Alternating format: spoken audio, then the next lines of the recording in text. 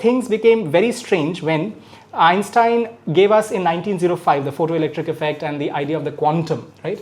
But in 1911 and to 1927, there was a huge confluence of ideas. A lot of ideas came about in what we call as the quantum physics, the quantum theory, right? So quantum physics actually came from 1905. Even earlier, Max Planck was, he gave the Planck's constant in 1900, and there onwards we had a lot of developments.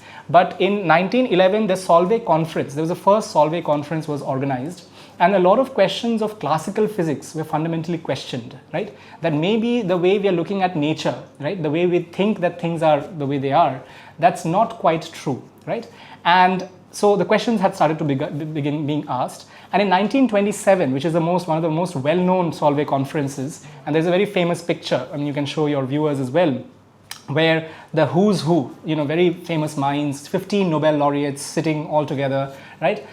So they talked about the various questions that the quantum theory was having, right? So now they saw that in the world of the smallest of particles, things were very different from the physics that we see around us, right? So physics we see around us has a lot of determinism, right? We know what are the states of a system given the initial conditions and some laws, some rules, right? Of how the system evolves, right? So you have the laws of motion, for instance, in mechanics and so on and so forth, right? Now in quantum mechanics, it was seen that you had this concept of probabilities, right? This concept that if you did the same experiment multiple times, you will not necessarily get the same outcome, right? You will get different outcomes in different cases, let's say. And the idea is that, why is that the case, right? Because if you do the same experiment in the same conditions, you should have the reality of that whatever you're doing replicate. It should repeat after in each of the runs of the experiment.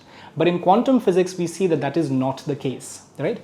So there are many other aspects also, for instance, that of superposition, right?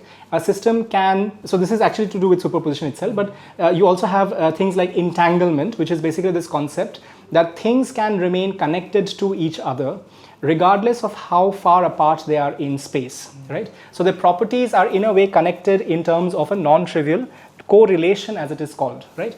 So that correlation aspect is very important because in classical physics, we see there is something known as locality. Locality means if I am sitting here or there is an object in some point, it can only affect the things nearest around it, in the local proximity, the vicinity of it, right? But what if I say that a thing here can affect something on Pluto, or rather not affect, but it is connected in its properties with something on Pluto, right? You would say, ye to bada vichitra sa cheez hai. This is very weird to talk about, right? But in quantum physics, we do see that certain kinds of such connections exist, right? So the whole world of quantum physics and the world of superposition and entanglement was very, very different from the world that we see around us, right? Now, does that only relate to quantum? Not really, right? There are also cases where classical physics as well has something known as chaos theory, right? Chaos theory. So the idea is that given different kinds of initial conditions, you can have very different kinds of outcomes, right? And these outcomes can be fairly non-linear, as it is called. Non-linear mane, ek bahut chota sa effect somewhere can actually have a massive impact somewhere else, right? And there's a very famous butterfly effect that we talk about, that a butterfly flap here obviously kind of affects or causes a typhoon in Texas, right? Now, it is very difficult to reconcile that again, right? Because how does that thing affect the other thing at all? In all of these paradoxes, in all of these strange things, right? What is kind of connecting them, right? Because it often looks like each of them, if taken alone, they feel like exceptions, right? So the idea that your time is not absolute, right? The idea that truth is not always kind of provable, essentially, which Gödel told us about, right? Then that observation is not passive. In quantum mechanics, we say that the way the system evolves has a lot to do with how the observations have been done on the system, right? Then that reality is not fully deterministic, right? And then finally, that separation is not as clear as it seems, that there is more to it than just that, right? These all concepts, if taken by themselves, sound very, very exceptional, sound like the anomalies, essentially, right? But I believe there is one catalyst to gain the momentum for the scientists to make those huge new theories come. Right. So the industrial revolution is going on. Yeah. And there was the time for the great wars also. Yes. So the entropy, the concept of heat and thermodynamics, entropy things yes, also. Yes, in a way that's interesting because Kirchhoff and Boltzmann, they were very early pioneers of thermodynamics.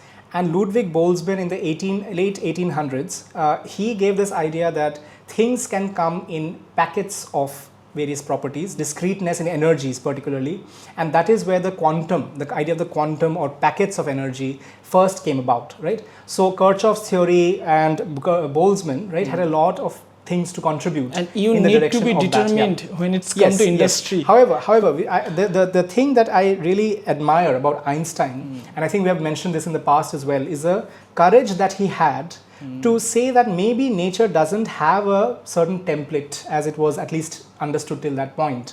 Maybe there are things which are very, very different that we have to admit to, essentially, right?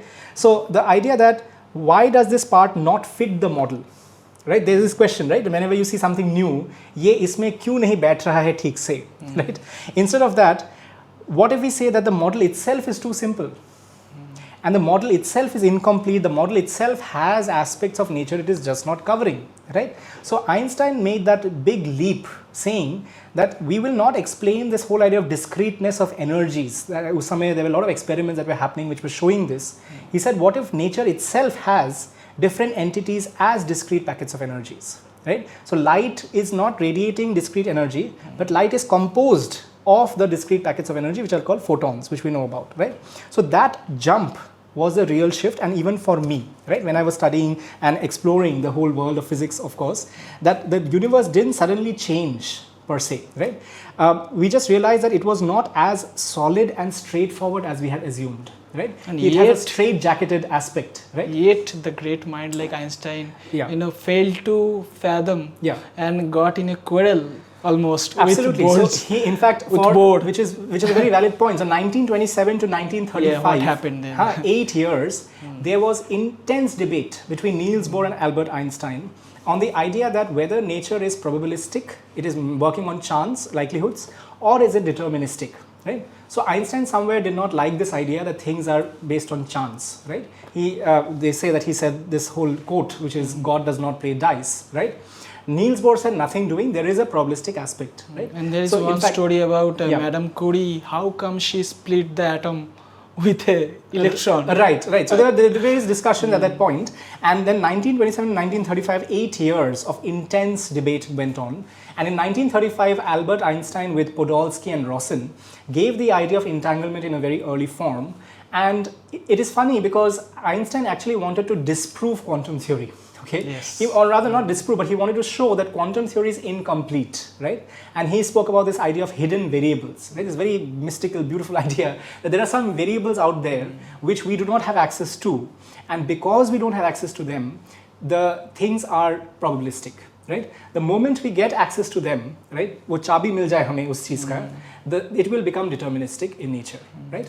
Now, from 1935 to 1964, the debate went on still. Einstein had passed away by that time. He was very upset till the very end, essentially. And there are newspaper clippings, various people, And but to be fair, he was giving valid points in his own right.